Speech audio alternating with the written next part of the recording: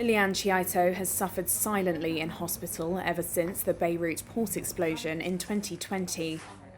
Her scratchy, laboured breathing continues until a nurse appears at her bedside to empty her lungs of built-up phlegm. She sustained severe damage to her frontal brain lobes, leaving her in a months-long coma.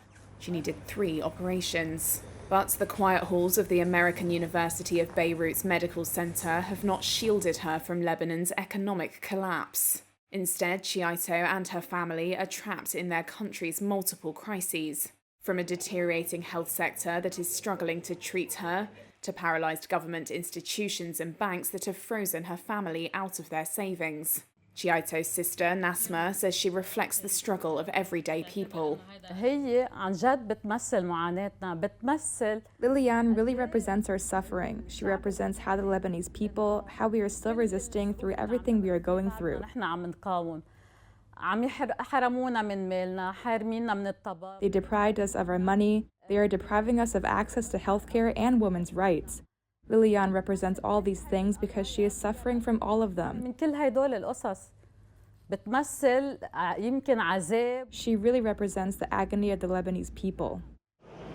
Cheaito's hospital informed the family in February that the charity covering the costs of her stay could no longer afford to do so. She will have to move to a specialised rehabilitation centre to pursue her treatment, something they cannot pay for, even though Cheaito's sister has the savings to help. Since the financial crisis took hold in 2019, many of Lebanon's banks have frozen clients out of their hard currency through informal capital controls. They cap monthly cash withdrawals in US dollars and allow limited amounts to be withdrawn in Lebanese pounds at a rate much lower than the parallel market rate. Cheaito's family and lawyer say the restrictions are hampering her recovery, as withdrawing the funds at the lower rate would slash their worth. His co-founder of the Lebanese Depositors Union, Fouad Debs. Nawal has saved money, and now she needs the money to spend on Liliane. But the bank, and in this case it's Bank Audi, one of the biggest banks in Lebanon, and probably one of the banks that has done the most violations, that is not letting Nawal withdraw the money.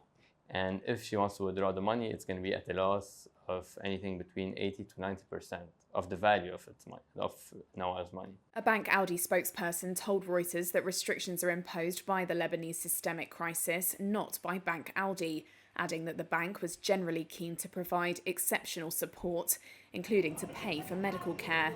But they did not say whether it had specifically allowed withdrawals for her family to pay for her care. Debs said Cheaito's case would be one of the most desperate if they could file the complaint.